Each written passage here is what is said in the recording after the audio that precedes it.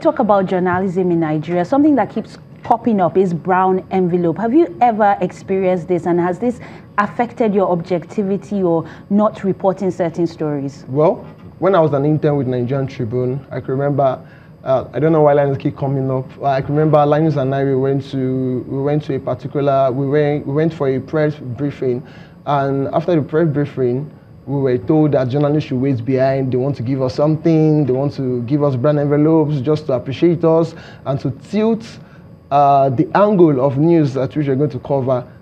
When they gave me the envelope, I turned it down. I said, no, I can't take it. It's not part of my profession to take a brown envelope, because definitely if I should take this, I will cut out your part of the story, which is very, very vital to the story. So that was when I was an intern. I never took it. And since then, you've never taken a brown envelope? I've never envelope? taken it. I work as a freelance journalist, so it did not. I don't usually encounter people who fund journalists or who give journalists brown envelope. But being a freelance journalist, won't you say there are some times you wonder when will the next job come or the next paycheck come, and how do you handle that? Definitely, it's very, very challenging. It's very, very challenging.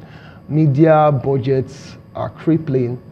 Many news outlets are slamming shut, and most of them, they don't have the finance to fund journalists like us to go to the field to tell stories. So most time I help myself through applying for grants, fellowship, and different means of getting funding. And sometimes I use my money myself. There are many times this year that I've gone for different trips across Nigeria, across many states in Nigeria, that I fund myself to do the stories, hoping that as soon as the story is published, my publication, my editors will pay me back. So So when you don't get paid, what happens? Do you ever feel discouraged that I'm going to maybe join a media house full-time or even have a change of career? Well, to me, I think the inspiration has always been to tell a story. I believe everyone has a story to tell. Everyone has a story to tell, so I feel I have a responsibility to tell the story regardless of whether there's money coming out of it or not. So that has been a drive for me personally. Now let's look at the media in general. What responsibility does the media have in showing a plethora of different people and really shattering the stereotypes? Okay, now Chimama Adichie says he calls something. She called it the danger of a single story. That's the TEDx talk. And then she was telling everyone that we all have a responsibility to tell different opinions of people, to show different opinion of many people. And I think the case applies to journalists as well, because in Nigeria, we all talk about a negative story. Boko Haram killed 50,000 people, herdsmen on the run, many negative stories, corruption, from poverty. Nigeria is the poverty capital of the world and everything. So I feel that should not be the case. I feel as journalists, we have a responsibility.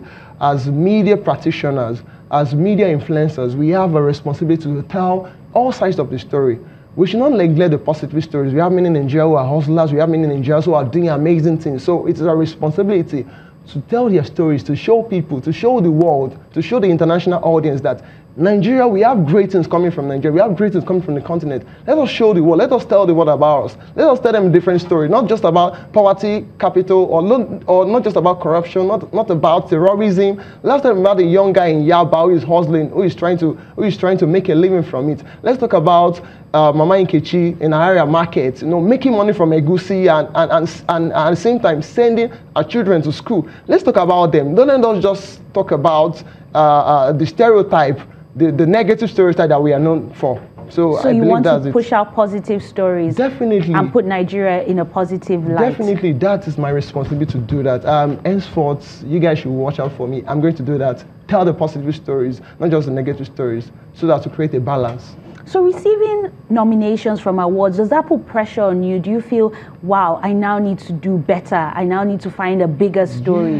Yeah. Trust me, I received the news that I've been nominated. I've been feeling, like I say, I felt I needed to up my game. So how will you up your game? Well, to go for trainings. For now, I'm just a print journalist. I'm looking forward to latching onto media, broadcast media as well, to learn how to use video, text, words, and text to tell my stories, multimedia journalism. I'm just doing print for now, so I've been challenged to up my game a bit, to tell stories that will actually allow people to see, not just to read alone, but to see what I'm doing and what I'll be doing in the next few years. Where else does your inspiration come from? I know you've mentioned about, telling a positive story, but sometimes writers have writer's block. And in those cases, where do you get inspiration? Well, my family, my friends inspire me a lot. My family especially, whenever I think about them, they look up to me. So I'm inspired whenever I just look back at my family, and I'm always inspired that no, you just have to do this. You just have to keep moving on, despite the challenges that's surrounding you. Just keep moving on. My family, my friend Linus, my friend, many of my friends and my family especially, my family most importantly, they really inspire me to do more things. Okay, as we get ready to wrap up this segment of the show, what message do you have for young people who are thinking, I want to do this, but I'm not sure, I'm not good enough, or my age is a barrier. Where do I start from? I want to tell stories. Well, my advice to you all is just do it. Start from wherever you are right now. If you're 17, you can do it better. If you're 18, you can do it. Don't let your age limit you. I started when I was 21, and look at me today, I'm a nominee. At the same time, I'll advise you, don't just look don't be impeded by this antiquated style of, I don't have a certificate, or better still, I don't have, I don't have the skills, the necessary skills. Whatever you have with you, if you're in first year, if you're in second year, if you've not gained admission yet, just start. Just start wherever you are. Use whatever you have with you. If it's your phone, thank God for the internet, thank God for Instagram, thank God for Facebook. In fact, you could start doing a video, a series about people in your environment. You could start meeting them, interviewing them with your phone, sending it on Facebook, sending it on Twitter, sending it on Instagram. Trust me, somebody will see you. Somebody will definitely spot you, just as Jackie did when I was 21. And in 20 seconds or less, where is the future of the media going to? Well, I feel the future of the media in Nigeria is promising, very, very promising. When I go on Instagram, when I go on YouTube, I see many content creators. I feel there are many people doing amazing things. Like the Magsman on Instagram. The Magsman, I really love those guys. They're doing amazing things. So it's promising, yeah, it's positive. It's positive, definitely. Thank you, Festus, Iyorah, and good luck with your nomination for the Future Awards Africa Prize for Journalism. Thank you very much.